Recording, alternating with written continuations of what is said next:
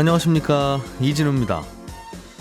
정부가 대학 등록금을 올리느냐 마느냐를 놓고 오락가락하는 행보를 보이고 있습니다. 며칠 전에는 1, 2년 내로 규제를 풀어서 등록금 인상이 가능하게 할 것처럼 얘기를 했다가 또 논란이 되니까 앞으로 검토를 해서 결정할 예정이라고 한 발 물러선 건데요. 대학 등록금은 요즘 어떤 구조로 결정이 되고 있길래 규제를 푸느냐 안 푸느냐를 놓고 이게 논란이 되는 건지 좀 자세히 들여다보겠습니다.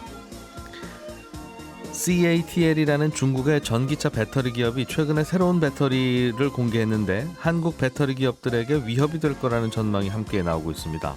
어떤 배터리길래 그런 건지 이 내용도 좀 들여다보겠습니다. 정부가 며칠 전에 발표한 분양가 상한제 개편안에 따라서 분양가가 9억 원을 넘는 서울 아파트가 늘어날 거라는 보도가 나왔습니다.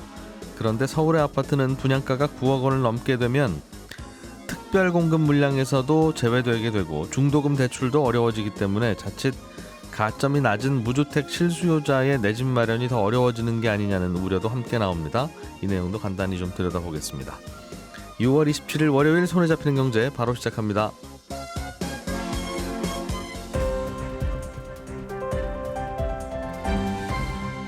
이진우의 손에 잡히는 경제.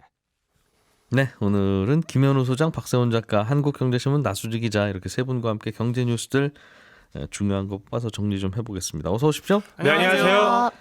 예, 김현우 소장님. 네.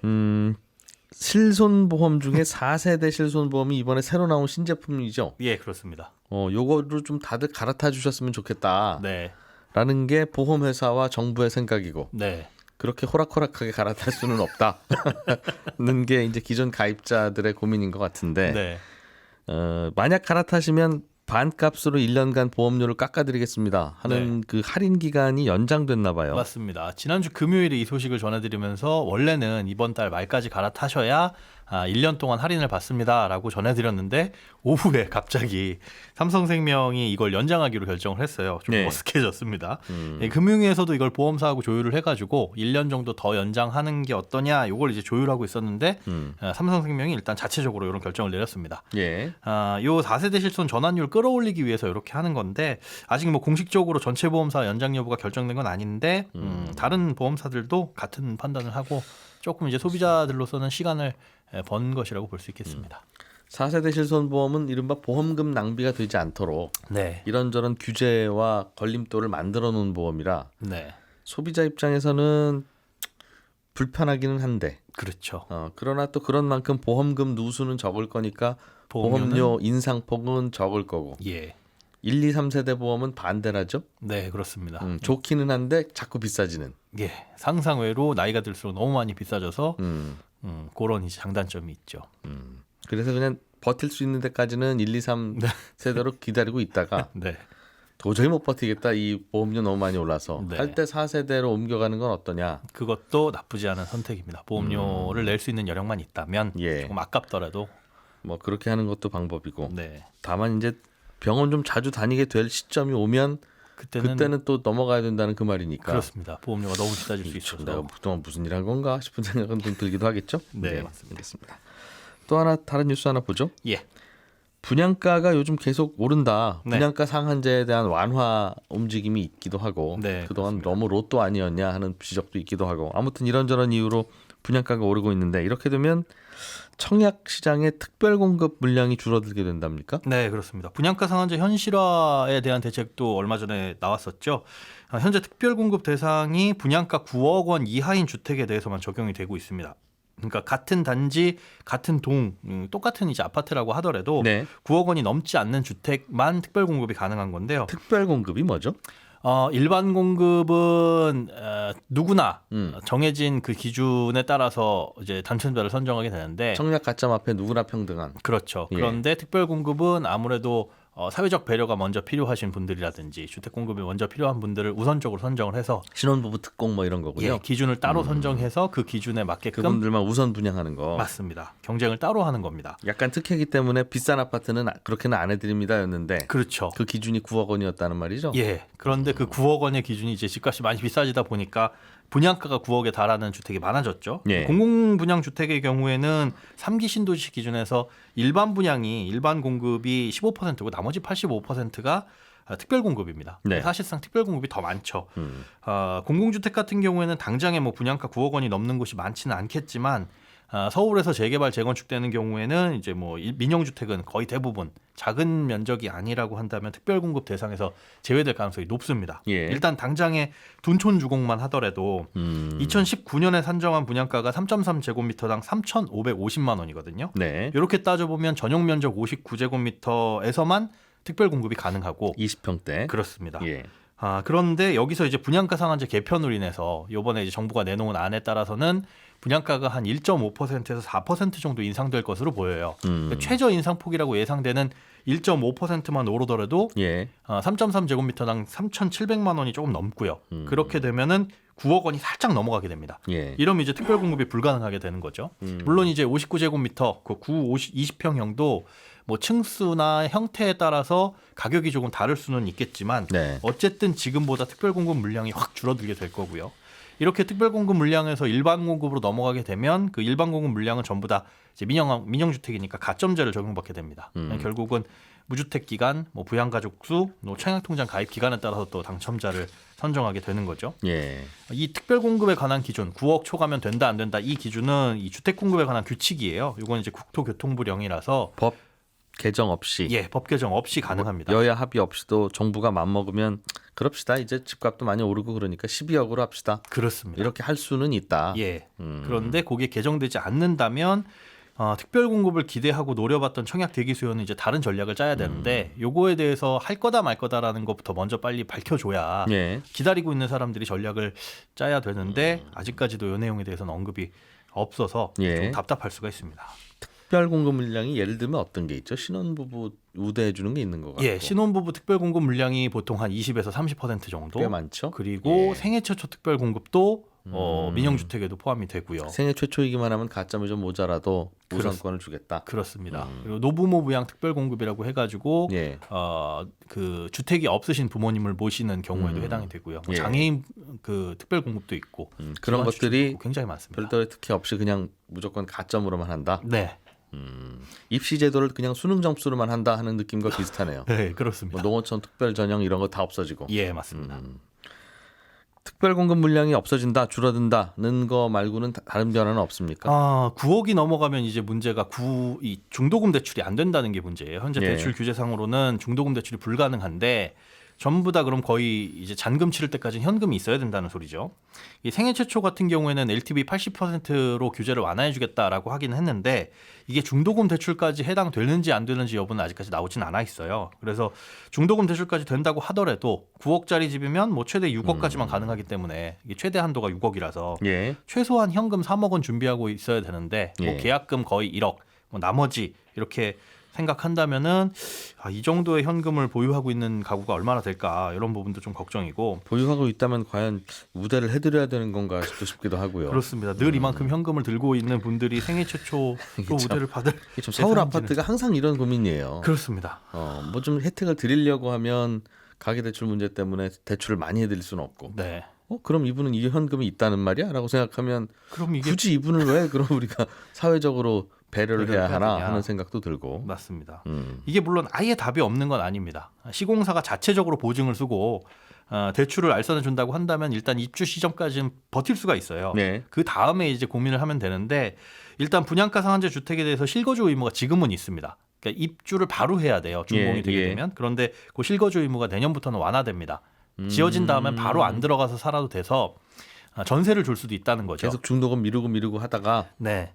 완공되고 나면 죄송합니다 하고 세입자 넣고 전세금 받아서 끝내면 된다는 거죠. 그렇습니다. 사실 중도금도 2회까지는 연체해도 이 계약이 취소되거나 하지는 않으니까 예. 어쨌든 방법은 있기는 한데 문제는 둔촌주공 같은 경우는 굉장히 많은 물량이 분양이 되잖아요. 예. 그러다 보면 같은 전략을 생각하시는 분들이 또 세입자 많이 맞추기가 어려울 거다. 그럴 수도 있습니다. 그러니까 자칫 위험한 계산이 될 수 있어서 요거는 현 그때 당한 상황에 따라서 또 달라질 수 있는 부분이라 좀 위험할 수가 있습니다. 예. 중도금 대출을 그럼 받아야 될 텐데 네, 뭐 되면 받아야죠. 그렇죠. 이거는 DSR 규제와는 상관이 없습니까? 예, 중도금은? 일단 중도금 대출은 DSR 규제에서는 제외돼 있습니다. 그러면 일단 우선은 중도금 대출만 해결하는 게 문제이긴 한데 어쨌든 중도금 대출도 언젠가는 일반 대출로 바뀌잖아요. 예. 그런데 일반 주택의 경우에는 선분양하는 주택의 경우 한 2년 정도의 여유 시간이 있는데 둔촌주공 같은 경우에는 입주 시점이 거의 임박했죠. 그러니까 중도금 대출을 받았다라고 하더라도 뭐 거의 1년 이내에 이 일반 대출로 바뀔 가능성이 높습니다. 그렇게 되면 결국에는 DSR 규제를 적용을 받게 될 텐데 주변 시세에 맞춰가지고 집값이 올라가고 그에 따라서 대출이 좀 더 나온다라고 계산을 하더라도 어차피 9억 초과분은 20%밖에 대출이 안 나오거든요. 게다가 투기과열 지역이니까 이 생애 최초이신 분들 아니라고 한다면은 결국은 그렇게 대출이 크게 나오질 않습니다. 집값이 뭐 12억이라고 가정을 해도 한 4억 2천 정도까지만 대출이 나올 걸로 예상이 되고 있는데 왜 그렇죠? 이게 9억까지는 LTV 40%, 3억 6천이고 지금 대출 규제 자체가 그렇습니다. 이거 자체는 완화가 되지 않았거든요. 이게 생애 최초로 집 사는 분들은 6억 이하 아파트 뭐 이런 경우에 그 금액 기준도 없습니다. 금액 기준은 없지만 6억까지만 네. 대출해 주니까 그렇죠. 어쨌든 80%까지 해주는 건데 네. 10억이든 뭐 12억이든 80% 최대 6억까지. 하여간 지금은 6억 넘는 대출은 이래저래 어렵군요. 예, 그렇습니다. 오히려 이제 생애 최초가 아니면 4억 남짓한 돈만 대출이 나오는데 네. 나머지 5억에서 6억 정도의 현금이 필요하고 결국은 그렇게 된다면은 또 이제 대출이 되느냐도 문제고 그러게요. DSR 따져보면 40년 만기 대출을 받거나 아니면은 DSR 50%가 적용되는 이금융권, 보험사라든가 저축은행을 선택을 하게 되면 연봉이 6천만 원 정도만 넘어가게 되면 6억 정도 대출을 받을 수는 있습니다. 서울 경기 집값 이야기인데 지방에서 들으시는 분들은 무슨 소리야? 6억이 대출이 나오면 집을 두 채도 사겠네. 하는 분들도 많으실 텐데 그럴 수 있죠. 서울 경기가 그렇답니다. 예. 자, 박 작가님이 준비해 오신 소식도 재밌네요. 네. 앞으로 대학들이 등록금을 좀 올릴 수 있는 길이 열린다는 네. 건데 네. 그동안 그럼 등록금을 못 올려왔다는 얘기냐? 그렇습니다. 못 올리고 있습니다. 사립대학은 말 그대로 사립이니까 등록금을 예를 들면 직전 학기보다 뭐 50%, 100% 이렇게 올릴 수 있을 것 같지만 이거 안 됩니다. 사설학원 같은 느낌이지만 아니다. 안 됩니다. 정부가 대학 등록금을 규제를 해서 그런데 예. 규제 방법은 두 가지거든요. 하나는 고등교육법에 보면 해당 학기의 직전 3년간 평균 소비자 물가 상승률의 1.5배까지만 올릴 수 있다라고 적어뒀습니다. 예를 들면 예. 지난 3년간 평균 물가 상승률이 1.5%였다. 그럼 여기에 1.5배를 곱하면 2.25%까지 이렇게만 올릴 수 있는 겁니다. 이건 법으로 정해둔 겁니다. 이건 법이에요, 그냥. 법입니다. 대학이면 이래야 한다. 네, 안 그러면 2010년에 만든 법입니다. 인가 취소. 네, 어. 인가 취소까지는 모르겠습니다. 아무튼 법으로 이렇게 돼 있습니다. 예. 올해는 작년 대비 1.65%가 상한이었는데 네. 근데 1.65%는 고사하고 전국의 190여 개 4년제 대학 중에 등록금을 올린 대학은 단 한 곳도 없고요. 작년만 이렇게 이상한 게 아니라 그동안 꽤 오랜 기간 동안 계속 이랬다는 거죠? 그렇습니다. 이 규제 시작했던 게 2009년부터인데 예. 2008년 전국 4년제 사립대학 평균 등록금 1년에 한 738만 원이거든요. 네. 작년 평균이 750만 원입니다. 와, 10년 넘는 기간 동안 진짜 동결이었네요. 네, 물가 상승률 고려하면 거의 안 오른 아예 안 오른 겁니다, 사실상. 그러면 잠깐만요. 아까 물가 상승률 3년 평균에 1.5배까지는 올릴 수 있다. 네. 그래서 물가 안 오르는 해에도 뭐 한 2%는 올릴 수 있다면 네. 2%라도 올리지 왜 작년에도 하나도 안 올렸대요, 사립학교들이. 그게 좀 궁금했는데 예. 조금 더 안 올린 게 아까 제가 규제가 두 개 있다 그랬잖아요. 예. 직접 규제가 법으로 막은 거고 두 번째가 이제 간접 규제인데 간접 규제가 뭐냐면 국가가 대학들에게 주는 일종의 지원금이 있습니다. 예. 이 지원금은 대학이 국가에서 받아서 학생들에게 장학금으로만 사용할 수 있게 하는 건데 뭐 물론 이제 교육부 평가 상식에 따라서 한식에 따라서 대학별로 금액은 좀 다릅니다. 네. 올해 기준으로 한 2,100억 원 정도 지원이 됐는데 가장 많이 받은 대학은 32억 원을 받았고요. 가장 적게 받은 대학은 4,200만 원을 받았습니다. 국가 장학금을 주는 기준으로. 그렇습니다. 대학- 대학 입장에서는 최대한 이 국가에서 주는 장학금을 받으려고 하겠죠. 근데 많이 주는 대학도 있고 적게 주는 대학도 있네요, 국가가. 네, 평가 한식에 따라 다릅니다. 국가가 보기에 착한 대학은 좀 많이 주고 국가가 보기에 별로 안 착한 대학은 적게 주거나 안 주는 것 같은데. 이게 착하고 나쁘고의 문제는 아니고 예. 이런저런 기준이 있는 거니까요. 근데 이걸 받으려면 조건이 하나 있는데 예. 등록금을 동결하거나 인하를 해야 되고요. 아, 상생 대학이어야 되는군요. 예. 교내 장학금을 유지하거나 인상을 해야 됩니다. 그러지 않으면 이거 지원금 지원 자격조차 안 됩니다. 신청을 예. 할 수가 없어요. 물론 우린 그냥 우리 안 받을랜다라고 할 수도 있는데 예. 이게 단순히 국가가 주는 지원금을 받느냐 안 받느냐 문제만 있는 게 아니라 등록금 올리면 교육부가 이런저런 감사를 할 가능성도 높고요. 다른 국가 지원 사업에서 불이익을 받을 우려가 높기 때문에 대부분 대학은 정부 방침대로 따르고 있습니다. 뭐 한 30% 올릴 수 있다면 등록금 올리고 나서 국가 지원까지 거 안 받는다 할 텐데 네. 뭐 올려봐야 한 1, 2% 올릴 수 있는 그렇죠. 거 가지고 32억 원을 준다고 하는데 굳이 다들 동결하고 있는데 우리만 튀면 그렇습니다. 안 된다. 그리고 학교 입장에서 또 무시할 수 없는 게 다른 대학은 아니 저 대학은 국가장학금 주는데 우리 대학은 안 준다라고 하면 학생과 학부모들 사이에서 학교 이미지 별로 안 좋아지거든요. 네. 이런 점도 고려가 됩니다.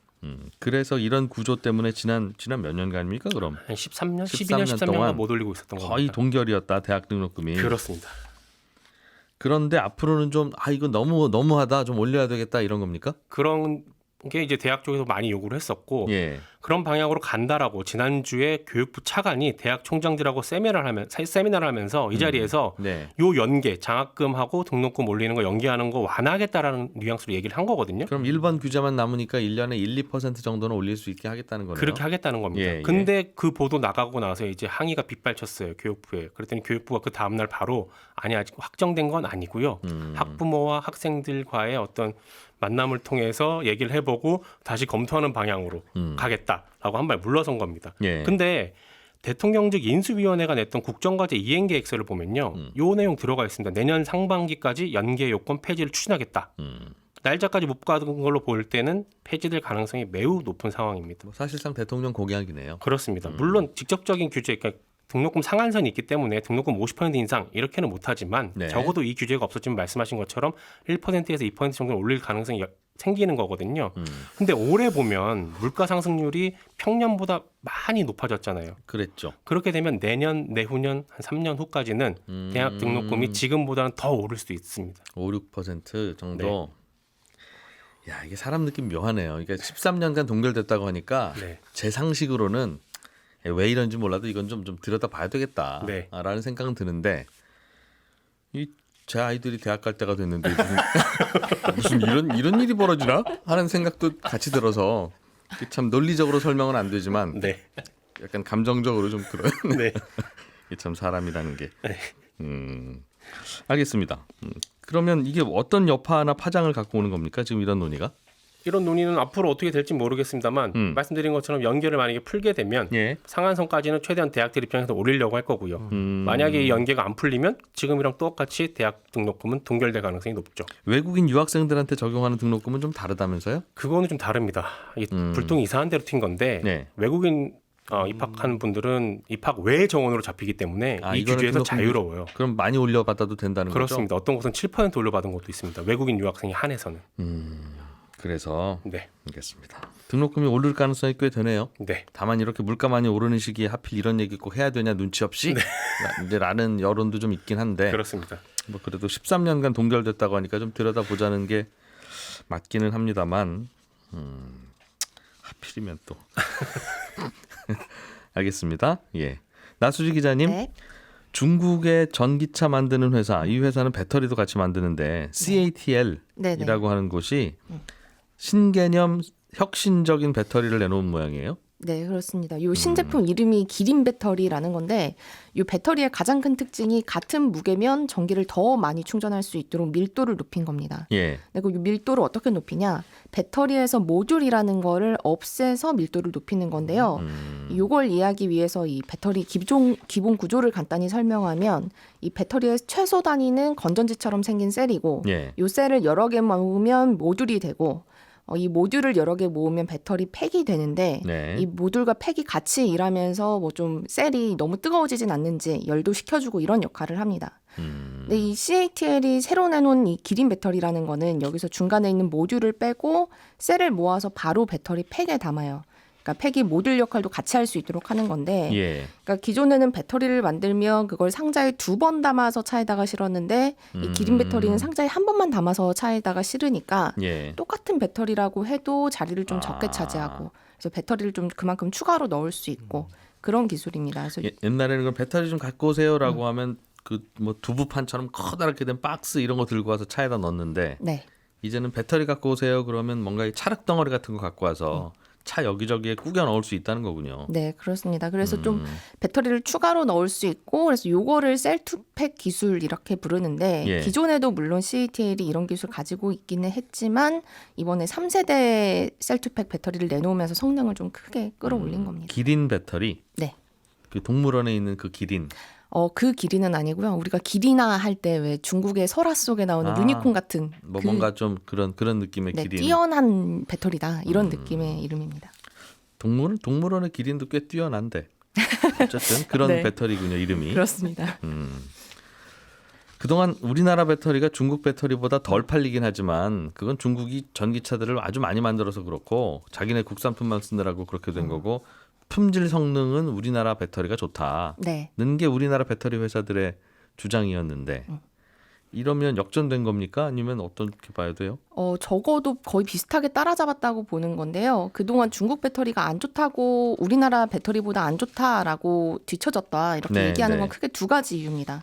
첫 번째는 배터리 양극재 때문인데 이 중국이 주로 생산하는 리튬, 인산, 철로 양극재를 만든 LFP 배터리 네. 요거는 조금 더 한국이 만드는 삼원계 배터리보다는 철이 들어가서 좀 싸고 제조 원가가 낮고 안정적이지만 에너지 밀도가 낮아서 한 번 충전했을 때 주행 거리가 짧은 게 단점이었습니다. 중국 배터리는 네, 그렇습니다. 또 이 양극재 종류 때문도 그렇지만 배터리 모양도 영향을 미쳤는데 이 중국은 좀 상자처럼 생긴 각형 배터리를 주로 만드는데 예. 한국이나 일본 기업들은 좀 얇고 납작하게 생긴 파우치형이나 아니면 건전지처럼 생긴 원통형 배터리를 주로 만들었거든요. 예. 근데 이 각형 배터리가 비교를 해보면 외부 충격에는 강하고 또 싼데 이게 상자 모양으로 생겨서 부피가 좀 있으니까 공간을 효율적으로 사용하기 어려운 단점이 있었습니다. 중국 배터리가 그동안 그렇습니다. 철 들어가서 안정적이고 싸긴 한데 딱딱한 상자처럼 생겨서 좀 불편했다. 네. 예.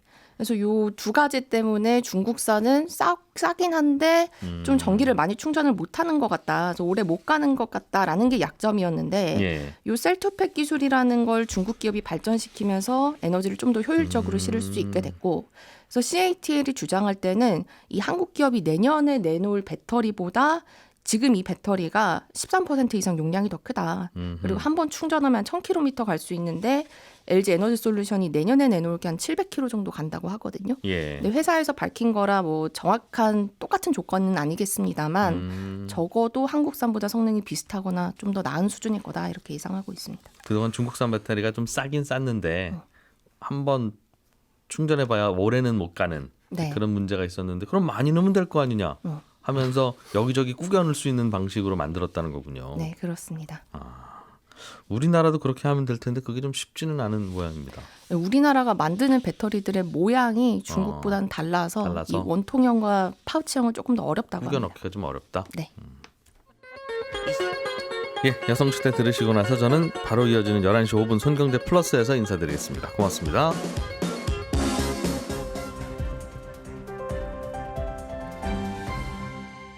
경제를 생각하는 사람들의 즐거운 습관. 이진우의 손에 잡히는 경제.